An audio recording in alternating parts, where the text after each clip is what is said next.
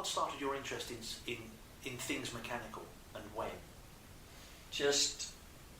I was brought up in a farming community anyway, and of course everything is mechanical. And this would be in New Zealand? In New Zealand, yes. Even though my father wasn't a farmer, he was involved with mechanical devices, and he ran the school bus which he owned. So it was a natural, sort of progression from that I sort of moved into the field that I ended up in, which was which was an apprenticeship with the Caterpillar dealer in New Zealand. Right. And you would have been how old then? I started my apprenticeship when I was 16, and that was in 1950. Right. It was a good year to start, because it's easy to remember how long I worked. And the war had been over 5 years, but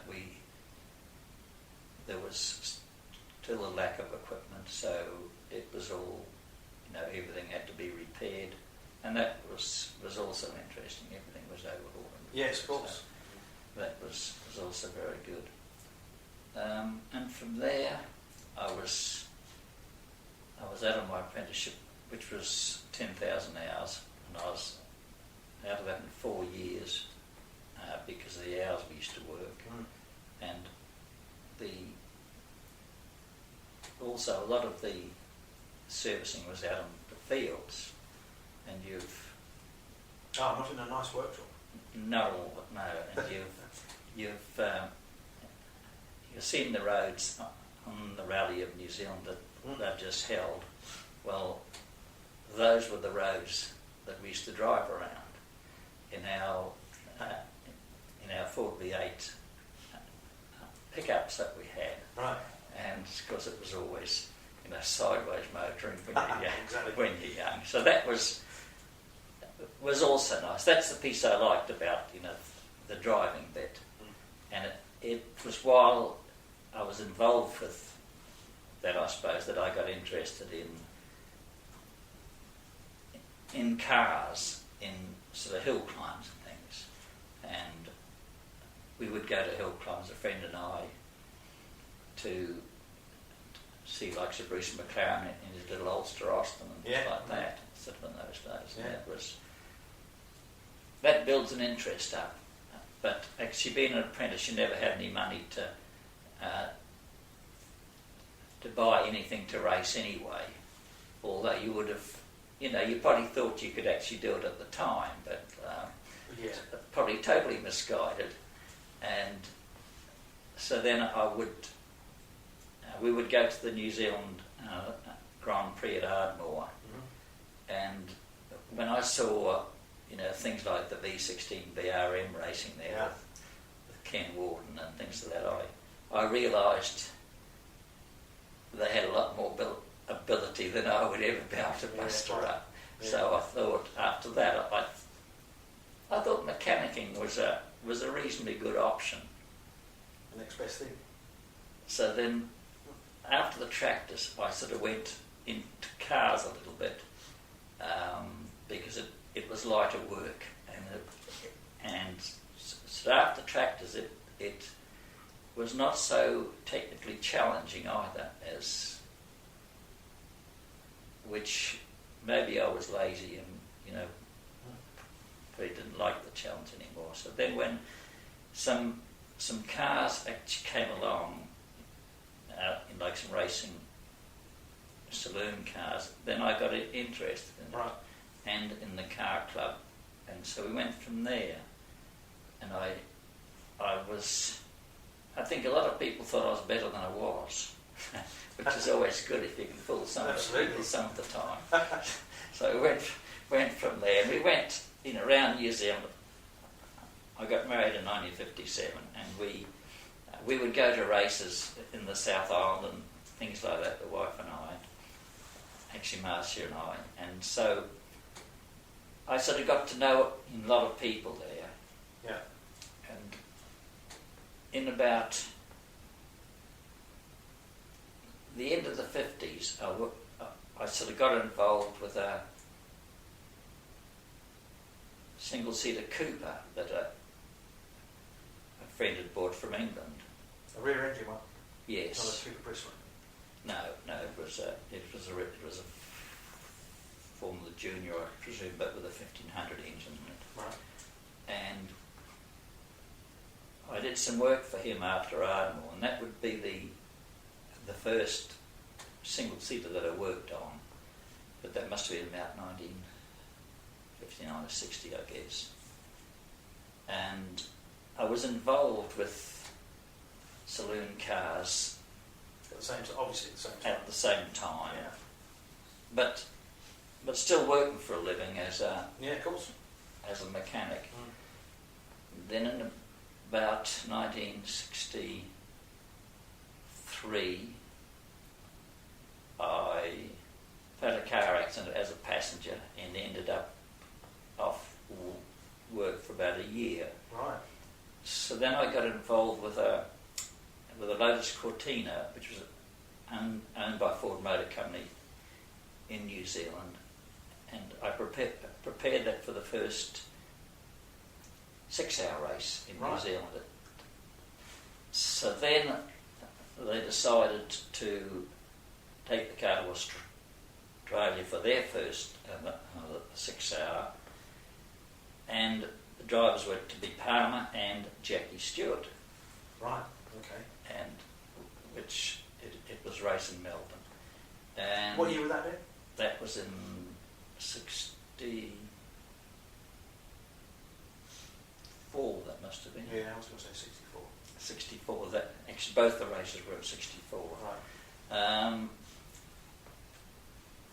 In the race, I remember that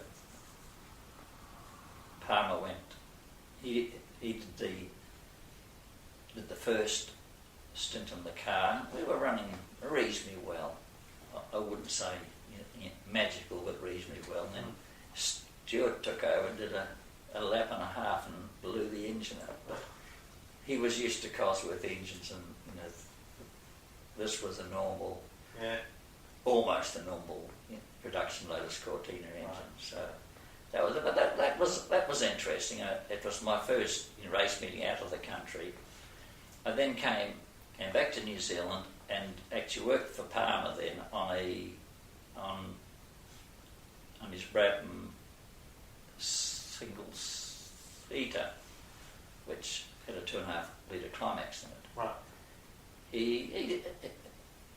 I was only with him for a couple of races because I'd had an offer of a job from England anyway for Winkelmann Racing, and I decided I would take that. Yeah, Because fair enough. It was an opportunity. And I sort of came for a year in 1965, actually March 65, I actually got here.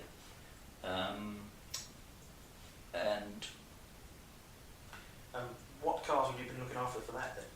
that was with Brabham's, but of course I arrived in England and we had to go to, first I had to go to Hewlands to build a gearbox up, which was also very good because I got to meet Mike Hewland, and these were only smallest companies in those days. Of course, absolutely.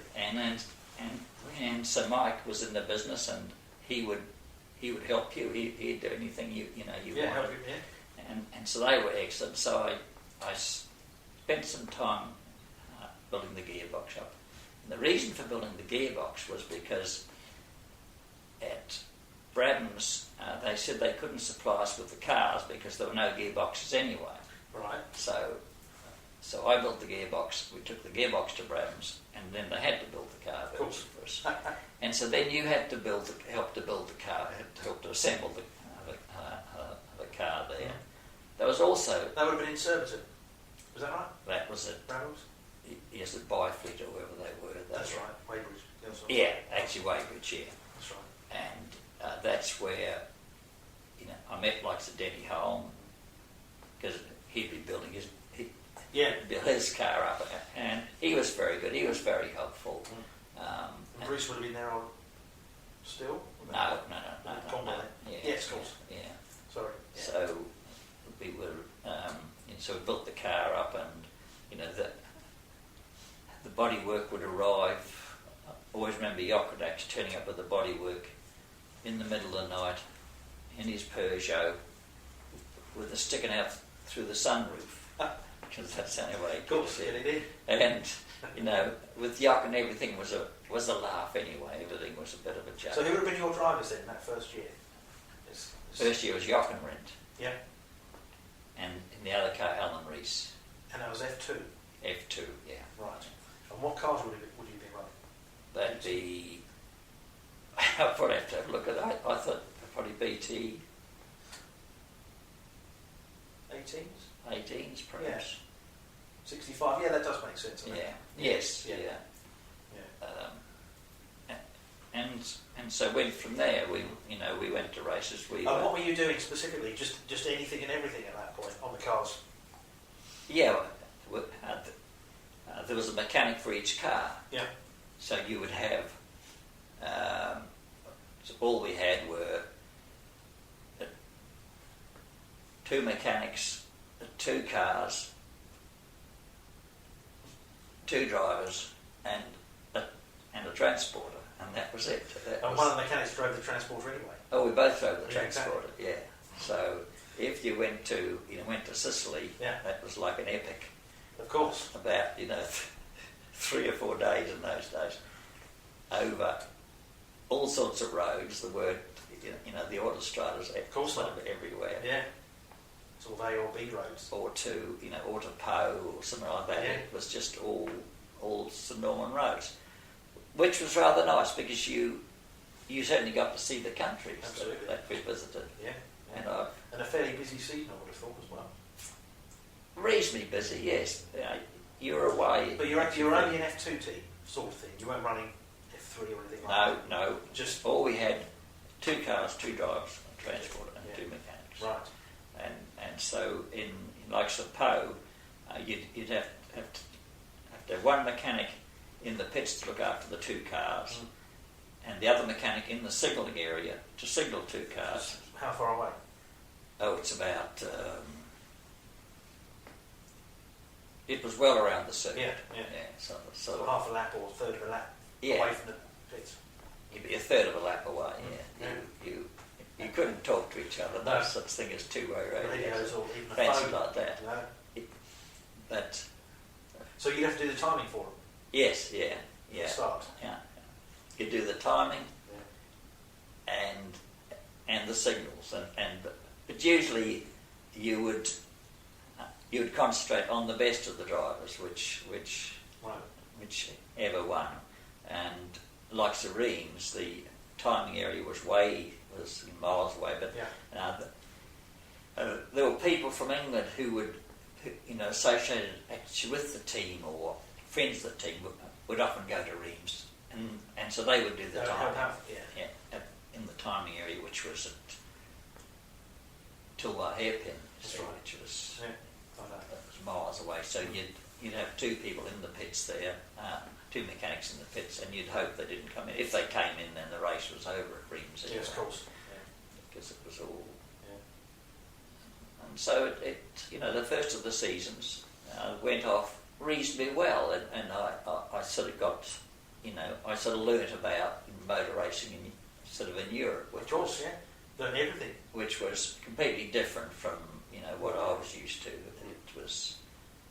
It was professional, and they made money at it, which was a bit unusual. Unheard of.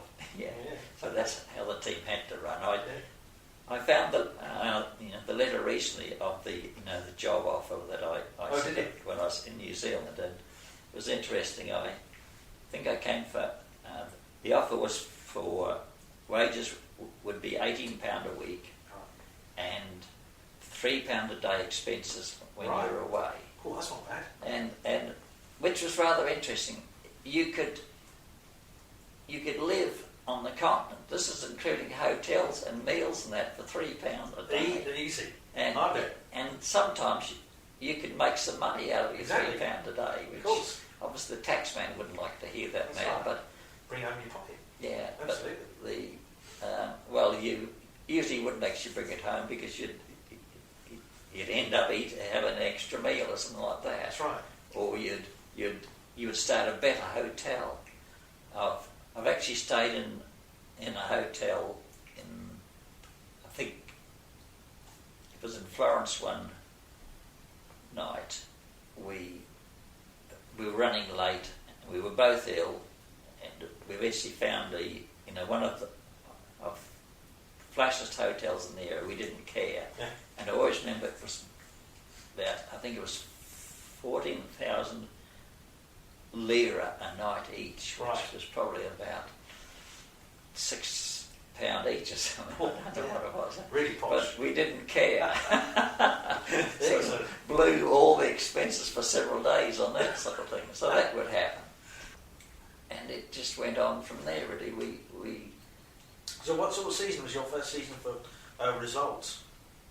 Oh, I think we had some firsts and some thirds and some fourths and all that sort of thing. And the main thing was that I sort of learnt that Jochen was a real racer, and if he would race to the end. And would that have been his first season in Formula 2, or had he done 64? No, saying that.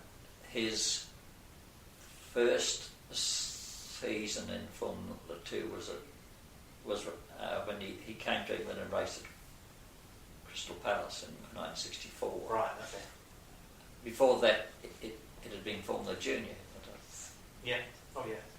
I think so. And he was, I think, in 64 it was Ford Austria who supplied the car. Right. To him, so he went from there. But in 65, and I think in 64 he had met up with Alan Rees, because they obviously in those days. Also, Alan was, a very competitor. Yeah. And they'd worked with each other at places like Reims, where you were no good on your own at Reims. Yeah. Because of the towing. So right. they'd got to know each other from those right. sort of situations. Got along right. And both in Brabhams, yeah. both using the same engines, so it was ideal that they got together. And the team owner, Roy Winkelmann, he decided, I think the answer would be to have two cars in the team, which gave you some depth. Yeah, of course. And they went from there. So it was almost, almost professional. There wasn't obviously a lot of sort of sponsorship in those days. No, of course not. Anyway. From Dunlop, I think from BP, but then an engine, a new engine from Cosworth. I think the SCA engine was about £1,100. I think that was all. Right. So it on the surface it was a lot easier, but there's nothing to judge it against anyway. Well, that's right.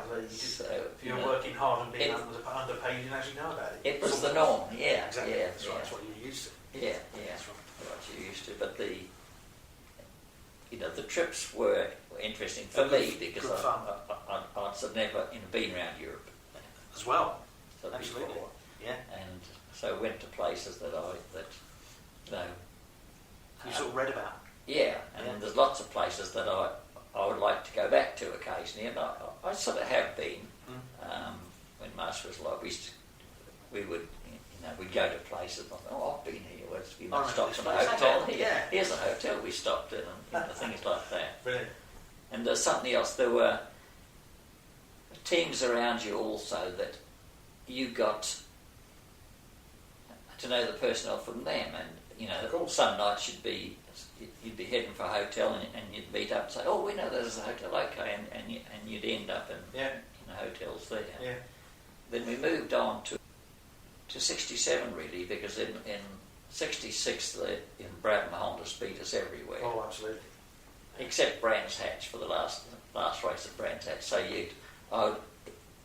it was always struggling hard actually against the Brabhams. It was even It'd be taking the cylinder heads off after practice and lapping the valves and the Oh, things really? like that, because the valves in the Cosworth had got so big they used to warp a bit, so it was easier to and you did it in the back of the transporter. You never had garages and things either. So exactly. Remember up in Finland, taking the cylinder head off in the back of the transporter. It wasn't warm either. No, I bet. And so we'll move over 66 and go straight to 67, which was our You're still year. running Jochen in 66? Yeah, 67. Alan Reese again? Or? Yeah, Alan Reese. Okay, stay the same. And 67 also. Right. So we started off with the Bradmans, but we were lucky that we got the new Cosworth engine early in the year. I think it was the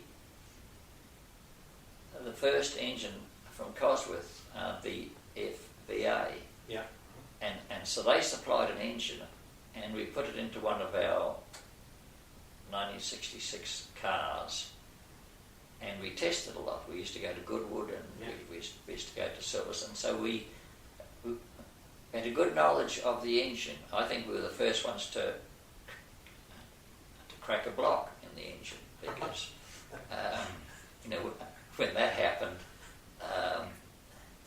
I had to talk with Costin from Cosworths, and he said, "No, you must have hydraulicked it." No, we didn't hydraulic, and it went through a whole list of things, but that happened again afterwards. Everybody cracked blocks after that. So it wasn't you. No, but that was interesting. So we tested the engine, and we knew the car, and so then when the new cars arrived from Bradman's, the BT23, we were ready for action, and we were equal, because everybody had Cosworth FVA engines. Right. So the first races we had, the first race of the year was Silverstone, where we won with Jochen. I think Alan come second or third as well. The next race was Snetterton, where Jochen won. And then immediately we went off to Poe, where Jochen won. And Jochen was running F1 at this point, obviously. Wasn't Yes, he? yeah. So he's dovetailing the two. Yeah. Right. And Poe was next. then to Poe, and he won there. And this was all only on one engine. Oh, really? We only had one engine per car at the time, because we hadn't had second engines from Cosworth then. And then we went to Barcelona for the... How'd you get on at Poe? He actually won at Poe. Okay. So we had 3 wins in a row.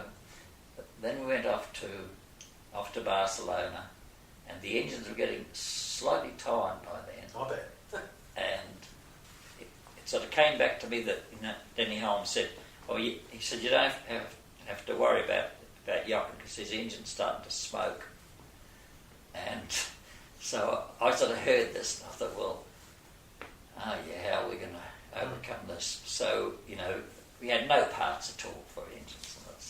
So I just upped the grade of oil. We went from a 30 grade to a 40 grade from BP, and he came second there to Jim Clark. So we had, we started the season off really well in 67, and from then on, he had some wonderful races in the car in the Brabham.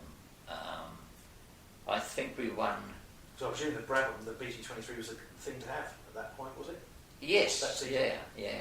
There was some opposition from Matra, which was very good, and from Lotus. You see, Lotus. That's the first year that I met Mr. Dance and company. Mr. Bob Dance. Bob Dance, and they were at. I first actually got to meet them at Rouen, and they were close to us in the paddock area, which virtually was a paddock area, and I heard all this the banter going on, which was typical of Bob, and so it sort of went from that we got to know, and of course on occasions they could beat us, so it was all it was a good operation. The Lotus was a good operation. I think a lot more resources than us, but that never stopped Jochen from beating them, really. No, good.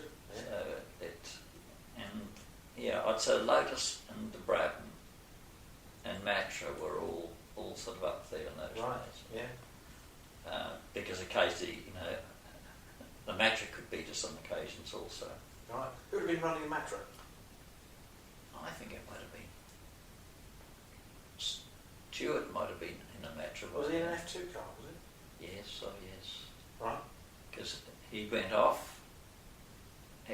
Actually, one race at Rouen, and Jochen's pounded the hairpin, and Stuart got through, and so Jochen was chasing him then. Stuart was in the lead. Jochen was chasing him, and Stuart went off somewhere. And Jochen, that made Jochen's day. Jochen said, "Can't believe Jackie went off under pressure. I can't believe it. I can't believe Jackie went." Jochen used to get all so excited about these sort of things. Excellent. Because he obviously rated Stuart very highly. Yeah. But you know what race drivers are like. Even though they rate people highly, they think they're just a little bit better. Absolutely. I've sort of heard I was going to say the most useless of race drivers, but even the bad ones aren't useless. Yeah. So if I only had the same car as Jackie Stewart, I could win races, and you sort of hear Yeah, of course. But Jochen was so funny over this. I've never forgotten it, how we sort of went from there, and I always remember we went to a race meeting at Vallelonga, and the boys from Lotus were there, and we talked about it a little bit, and I said, we should go into Rome after the race meeting on the Monday. Yeah. So, yeah, okay. So they said, we'll pick you up on the transporter on the way through past your hotel in the morning. Yeah, so we're out in the country somewhere, and they picked us up, and we go into Rome. And we had our, we did Rome in a day, sort of thing. Excellent. And sort of went everywhere that you had to go. And then in the evening, we said, we'll get, a taxi back to our hotel now. What are you guys going to do? They said, we have to drive home now. Mm. Well, I said, all night. They said, yeah, all night. Oh, yeah. Whereas for us, we were a little team. No, they didn't care when we got home, just as long as we got home. Of course. In time. So that was the difference with us. To work on the F1 cars or whatever they were working on, I suppose. Yeah, for a start. Yeah, yes. They'd have to be back, and there'd be questions asked you why they were late. And that was the reason that I always liked smaller teams, because you never had this. Yeah. Not pressure, but. No, you Yes, know, with small teams, they gave you the money, and you had to get to here. By so-and-so. And it didn't matter how you. Yeah. As long as you got how there you for got practice, there, the cars were ready. Yeah. What we did in between. That was it. Yeah, we'd on the way down to, I think it must have been to Sicily once, and we get to Chamonix, and we see the cable cars going up in the mountains Yeah. there. Yeah. Well, that'd be nice. We'll go up there on the way home, and then we get down around the coast of Italy, and there's a lovely beach there. Oh, that's nice. We'll stop there on the way home, and so we'd stop off, for a night at the beach somewhere, spend a day there, and then up to Chamonix early in the morning. One morning, I remember, lovely, beautiful frosty morning, and park the transporter in the car park, up in the cable car for the day. When everyone else slogging their guts out, driving through the night home. Everybody was frantically, Brilliant, even better. So, we had the odd thing. You used to drive a lot, sort of all-nighters. I don't know why this was, but with the two of you, one would be asleep and the other one would be barely asleep but driving, and this would continue on. Like one time we had to race in Finland, and that was another one. Oh yeah, Karlskoga. No, that Karlskoga in Sweden. Sorry.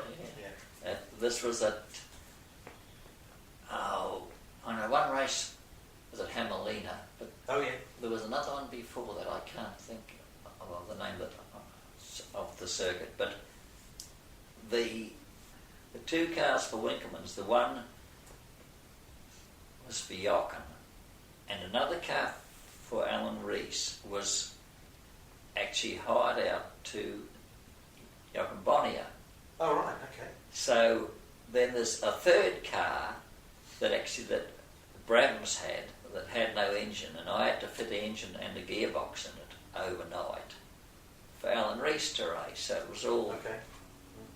And that ended up as an epic. And then after that, we had to get back from there, and from there to Hamelina. Then the race after Hamelina, we had to leave straight after the race, and we had to catch the ferry to Sweden. And then we got off the ferry at 10 o'clock in the morning. At 10 o'clock the morning after, we were at Aachen, which I think is 1,000 miles. Wow, that's some go. And that was just... And the two trips actually on ferries involved with that also. But that's down through, across into Denmark, down to Germany, and across to Germany that way. But the average isn't particularly high, but in the old transporter we had, you sort of had to keep it moving. Of course, yeah. And you didn't, up there. stop a lot No. to eat. Because on the same trip as us, that the boys from Lotus had, it was Bob again, had this thing with another Bob, the Bob Sparshot, who was fairly heavily built, and Bob Dance had this discussion that one could last longer than the other without eating. So down on that trip, they nearly died from passing out through. That was the sort of thing that they used to get up to. Yeah, lack of food. So into 68, you were still running F2 and you were still running Jochen and Alan Rees again. Yeah. And so you're still with the Brabhams again. So you're obviously still well satisfied with your two drivers. Yes, yeah. You want to change them, obviously. Yeah, we had no hassle with the drivers. Well, the drivers were part of the team. Alan Rees was the manager anyway. He was the manager now as well. Was he anyway? Yes. Right. Yeah. He was always the manager, and that was the good thing with Roy Winkelmann. He supplied the money and the premises, because he owned a bowling alley in Slough, and we had premises underneath the bowling alley. Really? Which was handy, because they had a restaurant or a eating establishment in there. So if you're working late, you could always get something to eat as long as it wasn't too late. But by usually 1 o'clock in the morning, you'd hear the last of the balls come down the lane, and then you're on your own, and you'd be working away. But it was nice and cosy, and it was easy place to work. But that's where Roy was excellent, in that he let Alan Rees run it, and didn't interfere too much. He never interfered at all. No, he was very good. So what was in it for him? Did he just enjoyed it? Obviously, he was a bit of a racer, but he was very rarely at races. He spent a lot of time in America at universities there. Right. Studying criminology was his big thing, I believe. Right. And but he had a racing team in Europe. Yes, yeah, he had a racing team, and sort of occasionally he would come to race, but reasonably rarely. Right. Reasonably rarely. That's interesting, isn't it? Yeah. Yes. Yeah, for an Englishman, he actually got into business by having I believe, the first security van in London. Really? Yeah, and eventually sold the business out. I think to Securicore, I wouldn't be absolutely certain. I'm sort of on that, but that's how he got started. Started off. But I think that's also how the criminology actually came into it all, was from the security vehicles and that's interesting. Knowing a little bit about what people are going to knock off. Yes. He was excellent. Yeah, so the season in '68 was, once again excellent. Because Jochen was, like the Thruxton, he was virtually unbeatable. Yeah. Actually, at Thruxton, and I remember one time he come, I don't know whether it was '67 or '68, but he went offline a bit and went through one of the marker boards, and after the race, which he won, he come in and said, "God, these Brabhams are strong." He said, "Straight through all those boards." He said, "And not hardly a mark on it." Brilliant. He turned it round and came back. And he'd laugh at that. He'd think that was just, that was a bit of a fun thing to him. I think it was easy for him in a way, in that he never had to try that hard. Really? He was a natural. Yeah, he was lucky in that respect. Yeah, and he would put the effort in, but he, in the car on the road, I wasn't with him a lot in sort of road cars, but I know Alan Rees was, and Alan said, he said, "Jochen's unbelievable at that, in the Slough roundabout." He said, "He's got the thing pointing at the middle of the roundabout all the way around." Brilliant. And and although when Alan said that, because he was pretty good on the road himself, I bet. When Alan said that, he was obviously impressed by it. Yeah. '68 was another good one. We had wins, and we did okay there. We you'd have to say it was probably better than the works. Right. Better than Brabham's. Yeah. And actually better than Lotus also. So yeah, we had another good, very good sort of season there. But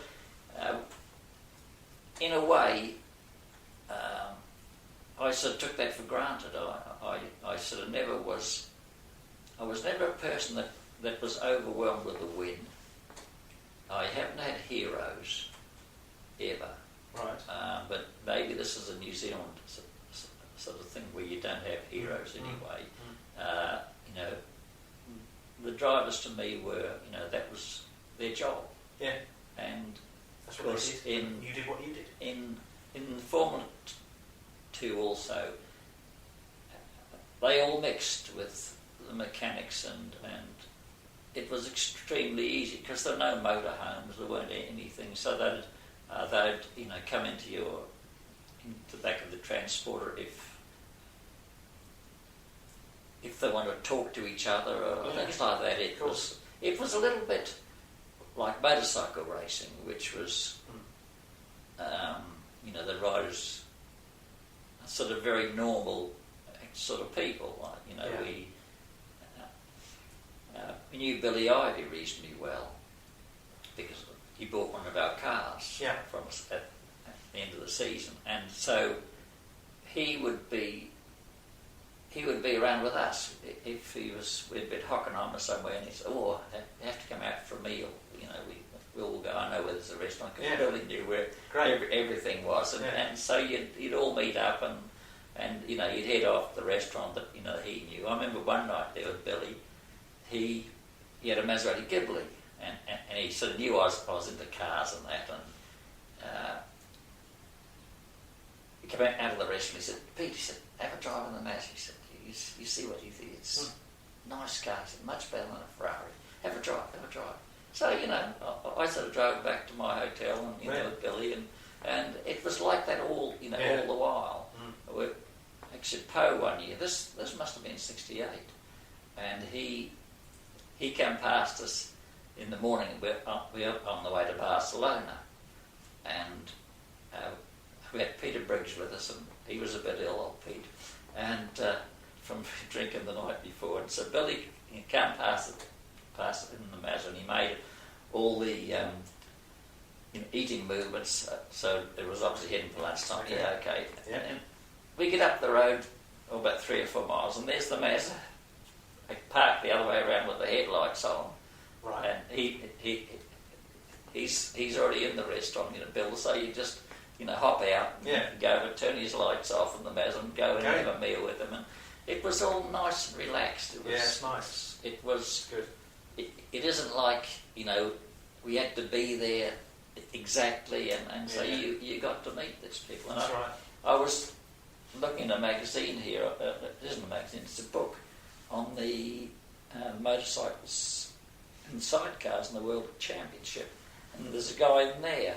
We met him at Nürburgring, but the only reason we met him because he was a friend of Billy's, and so he'd be with Bill, hey Bill, and they'd say, meet the Cesar, so he's made his own 4-cylinder engine. And right. It used to go like that, and so it was nice like that. I always, thought, and the, Formula 2 was a little bit, like the motorsport. It was like that anyway. Yeah, like you get to Reims. I remember, Reims. I got photographs here in the swimming pool at Reims in this hill home. Yeah, just enjoying themselves. All these people, together. And we were there. They didn't say, "Oh, we don't have dirty mechanics in this pool. They'll make it greasy." So how about '69? So at the end of '68, we had the Temporada out in Argentina. Now, the first race was Buenos Aires, and it was at the time with the wings on the cars also. So we had the Brabhams with some wings on there,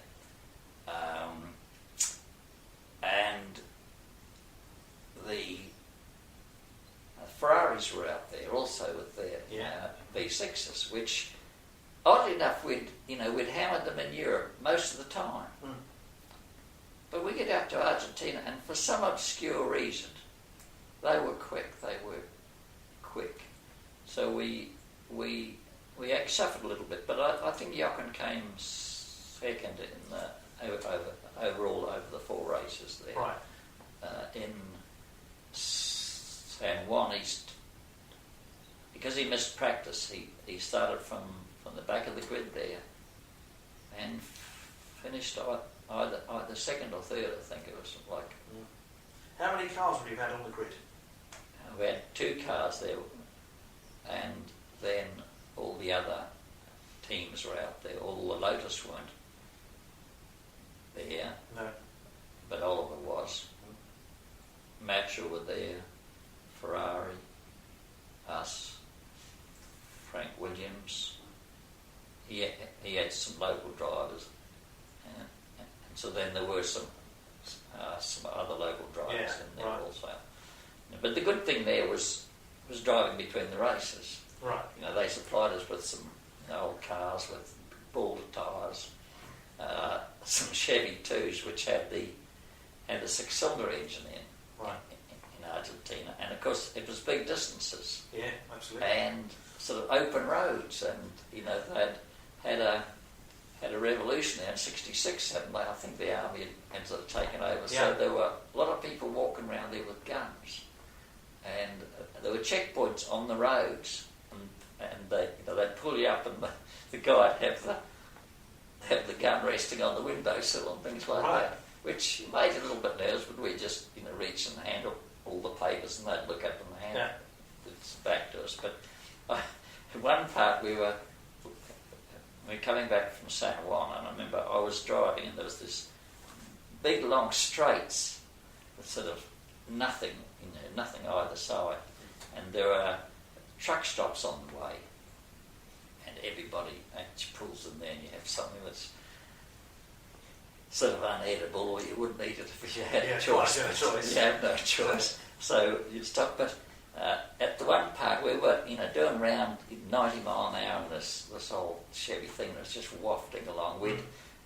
Before we left from San Juan, we'd taken all the good tyres and the wheels off the car that Jochen had and put them onto ours because he was leaving his car there. Right. So we put all the baldies onto his, and because he was leaving it there, and we're doing 90 mile an hour, we see the trucks and things, but of course you don't lift off. And as we went through, I realised it was the checkpoint, military checkpoint. And I look in the mirror, and I saw a guy with a gun come running out on the road and have a look. But he only looked; he wasn't going to shoot us. And I thought, I wonder if they'll stop us further up the road. But we knew that their telephone system was in chaos anyway. Yeah, not very good. And so they never, we never heard anything more. But he must have been quite a surprise. The wind must have been blowing off his feet between all these trucks. But that was interesting. And so we arrived back in England on Christmas Eve, and it was snowing, I remember, which what was a difference. A contrast. Absolutely, yeah. Yeah, one thing interesting was when we were at the meeting up in San Juan, actually Jochen was he was driving around the circuit in his car to just have a look at the circuit. In his road car. In a road car, yeah, and Fangio was out on the circuit in a Torino, which was a car made locally, and so afterwards when Jochen actually came in, he said, Fangio, he said, he is incredible. He said, he come past me on the circuit, he said, out there.